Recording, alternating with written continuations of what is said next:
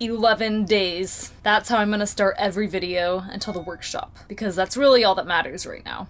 I'm getting a little bit of a late start today, later than Jesse that is, because one, we feel like, well, we don't have time to make food. It actually is time consuming going out to eat, and it kind of throws a wrench in our flow because restaurants are like closed around here by 8 o'clock and we don't want to stop working until dark. So if we stop working at 6:37, we're home by 8:30. We really don't have the energy to start again. So we feel like it was a good investment of time for me to make a huge pot of soup so that when we're hungry at say 4 o'clock, 5 o'clock, 3 o'clock, whatever, we can just heat up a bowl of soup and get back to work. So I did that. Here's what I made. Doesn't look appetizing in the slightest, but you know what? I'm not a food blogger. I used to be a food blogger, not anymore. So that's our soup. I also have been working on getting a video out, and this is the video titled Why We Haven't Uploaded a Video for 5 Days. Just to prove my point, even this video, we shot it in the car, so like 5 minutes tops. It's only a 10-minute video. There's virtually no editing, so the editing time on that was probably 20 minutes. But just cooking breakfast, cleaning the trailer, making a couple rounds of coffee, getting this video ready, helping Jesse. I already helped Jesse load a log on the mill, take a 8x15 beam off, and do some maneuvering around. Just by doing that, it's 11:30. And that's not even doing a 4-hour video edit, so you can see why videos are taking a back seat right now. On that note, I think Jesse wants me to show you his timber baby. Oh, boogavish. We're still undecided as to whether we're gonna do our planing out here or in the garage. Jesse's leaning towards in the garage. I'm leaning towards out here. So this is the beauty that Jesse finished milling this morning. Didn't get it on camera, just too much. But as you can see, there's my hand. This thing is an absolute beast. Jesse said, even though it was about a 17-inch log, or maybe it was 20, I don't remember. By the math, on a straight log, you should easily get a 8 by 15 timber. However, because even though the log looked straight, it turns out it had a little bit of a bow in it. So Jesse showed me the mill ends that came off of it, and he said there was barely a 1/2 inch to spare.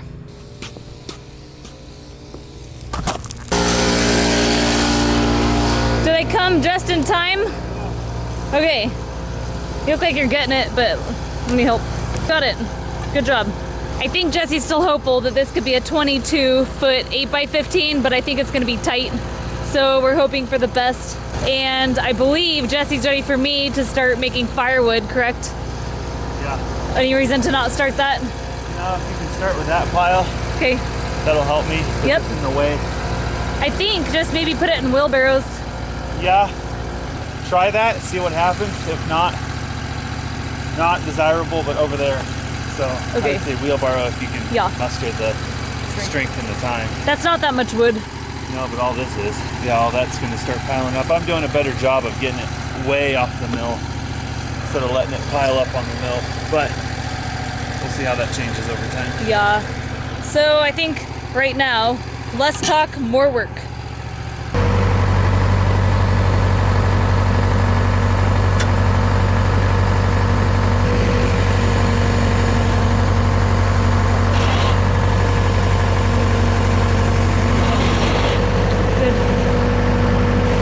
Making it go back. It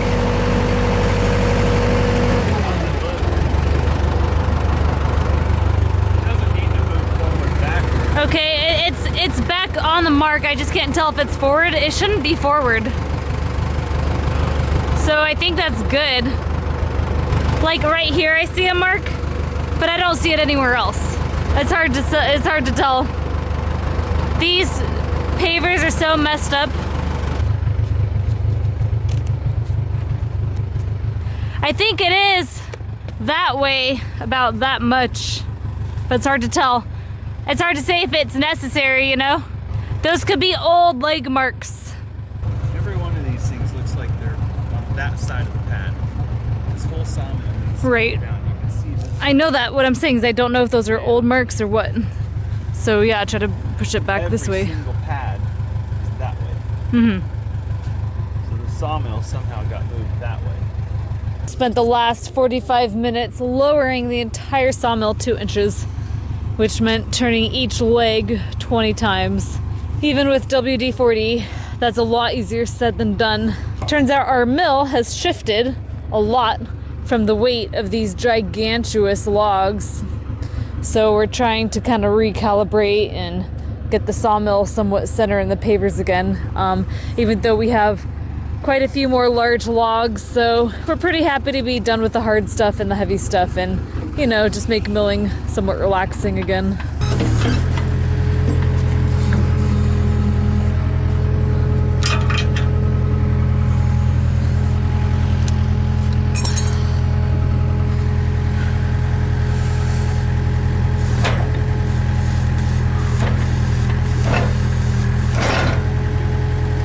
That's pretty good.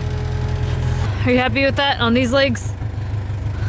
I think the mill's likely to be pushed that way, so we don't want this one too far over there. Did we learn a lesson about putting sawmill, L15 sawmill on concrete with heavy logs?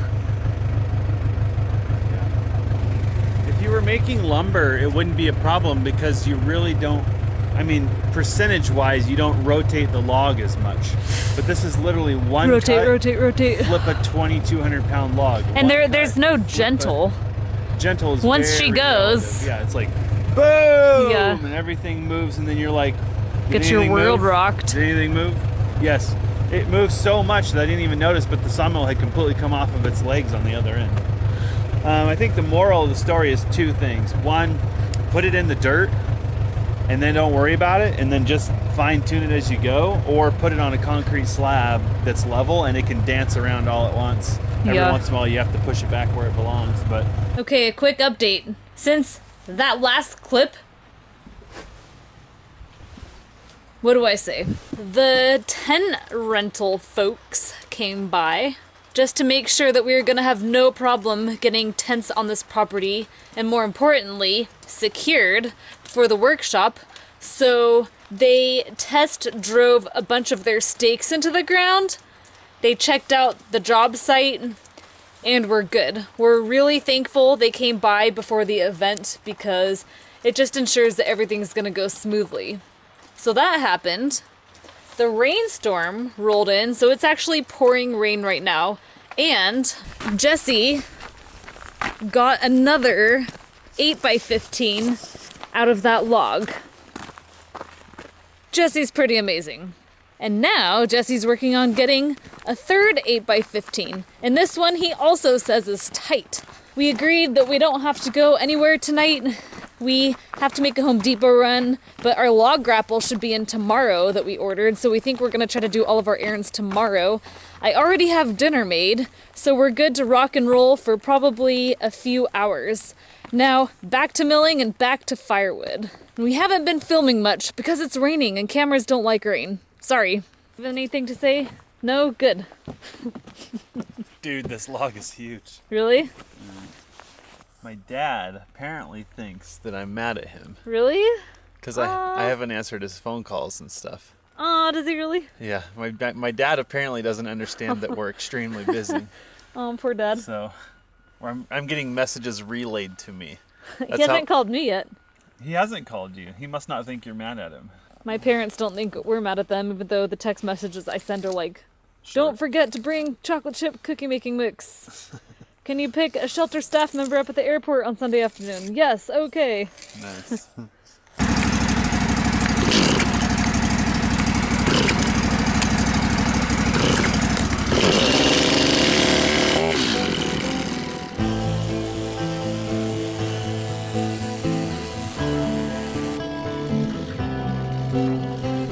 I don't think the stress of this day and this time in our life is accurately portrayed in our videos. I think in the moment our emotions were so strong. We had this huge event that we had to be ready for, and despite working as hard as we could on the house every single day since the day we started the house, we were just feeling really irritated that the workshop was days away and we still weren't ready. because we were hoping to be ready weeks in advance, and here we were, I think I said 11 days prior to the workshop, and we still had almost an entire deck of logs to get through and an entirely new deck of logs to be delivered. On this day in particular, it was raining cats and dogs. It was raining so hard, and if you've ever worked in the rain for an extended period of time, you'll know that rain gear is very different than normal workwear. So our pants were soaked, our shoes were soaked, our socks, our base layers, like everything was just wet. And it was raining so hard, yet we had to keep milling. It was not an option to stop. Working when you're wet is just absolutely miserable. I think I remember asking on our Facebook page if anyone had glove recommendations for working in the rain, but gloves that weren't highly insulated. I think I remember putting latex gloves under my gloves in hopes of keeping my hands just a little bit more comfortable. And then when the rain stopped, our clothes were still soaking wet, so we were chilled to the bone. We felt like we couldn't move because our clothes were clinging to our body, and Jesse had an entirely different problem. Sawdust is annoying, or can be annoying by itself, and what's worse than sawdust everywhere is wet sawdust. So unfortunately the air compressor wasn't working, yet you might remember from our previous videos that simply having a clump of sawdust under your cant can make your dimensions off, so it was really important to keep the sawmill clean. So at this point, as if things weren't stressful enough, we really felt that weather was working against us as well. I think something that we also didn't convey during this time was just how hard and stressful it was to keep the camera rolling. I feel like in times like this, it's your inclination to put the camera down and not focus on filming at all, but we were afraid that we were going to have to get to that point to be ready for the workshop, so we were trying to do the minimum filming possible to capture the story and what we were going through.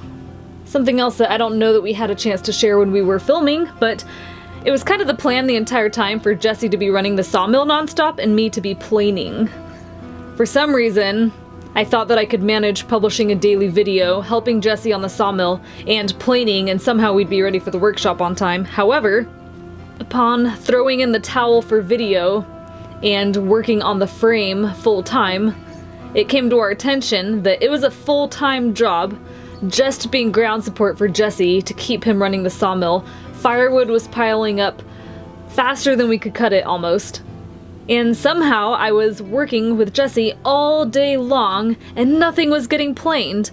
Not only that, but I felt that I was still having a lot of issues with planing, and my confidence was waning that I'd just be able to plane an entire timber frame in about a week. I don't think we were sleeping well. We weren't sleeping much at all. We were going to bed late, waking up extremely early. We were ignoring anything that might resemble an emotion or a feeling. We felt we had to ignore our basic needs. We weren't eating well. We actually weren't eating much at all. I'd say that this short period of time was a grind. That's the best way to describe it, but we kept pushing on. I want to thank you guys for sticking it out and continuing to watch these videos. I know that some people feel that the sawmilling is getting extremely repetitive, but we feel this is a very important part of the journey to share. Every day was a battle for us in its own way, and this is really important to our story. However, I think you'll agree that over the next few videos, you'll start to see our moods and our spirits and even our progress increase like crazy as we have some fresh blood arrive on the scene, aka our reinforcements. And I think you'll share our amazement at what the power of teamwork can do. I don't want to spill the beans, but don't worry, we were ready for the workshop just in the nick of time. Well, it sort of stopped raining. Well, no, it's still raining. Who am I kidding? But we're losing daylight, so we're gonna wrap up today's video. I don't even know what today's video is. That's how focused I've been on working. Look at the butt on this tree. This thing is 30, let's see, it's 27 inches in diameter. We ended up taking that piece off so that we could get this guy over here. And the rain won today. Look at that big guy. So what's hiding right there is an 8x15 end brace stock. That's 22 feet of brace stock. We'll probably only get one piece in here, and then right about here we'll cut this in half, And we'll actually get over 2 pieces out of this guy. Ooh. And Alyssa, I fell through my wood. has been, I don't even know what the word is, humping. She has been cracking on firewood, taking all this slab wood. I gotta go over here. This pile, I'm making a firewood trail, and I figure you can tidy it up with the backhoe. this pile is so big. This was moved by wheelbarrow. Look at all that. Not the big pile back there, this long pile. That's gotta be like a dozen wheelbarrows. Yeah, we'll just take the backhoe, make that pile even bigger, sticking all of our butts over here so we can keep those for another day. Oh, and a lot of people will be really happy to see this. We got a pretty good stickering system for our lumber. We're gonna be keeping most all of our short stuff here. This is 12 feet and under, and it's kind of stickered by width, so somewhat narrow, a little wider, and then slabs in the back. And then same thing with our long stuff. Look at these boards. These are just a byproduct of getting these 8x15s. These are 22 feet long, 1.5 inches thick, nearly clear pieces of wood. I need to get those over here and get them stickered. I've learned quickly to be a lot more fussy about the lumber that we get. So these pieces came off the mill just like that. I didn't do any additional work to them to edge them or anything like that. There's a couple in there that'll need to be fixed, but generally speaking, if it doesn't pretty much have 4 sides, it's going in the firewood pile. So we could get a ton of lumber out of here, but we would waste the rest of our lives trying to get 2x6s. And anything you want to tell these kind folks before we shut it down? I've been yakking all day. Oh, good. A whole lot of we're gonna do this and then didn't do it. I say, I just turned the water heater on and I turned the heater on, and I say we go get dry. Tarp the sawmill. I don't know. Then go get dry It's, and do something else. should we try to do Home Depot? A car ride right now doesn't sound terrible because it sounds warm and dry. I know. Well, Yeah. I'm just wondering, like, this rain definitely kind of wears on your mood. Oh yeah, it's But cold. if you could take your wet clothes off, You eat some dry? dinner, get some dry clothes, and then Do go in stuff. the garage and plane, that doesn't sound terrible, you know? I think we should plane. We're gonna have dinner here. Alyssa made some soup this morning. Adios, amigos.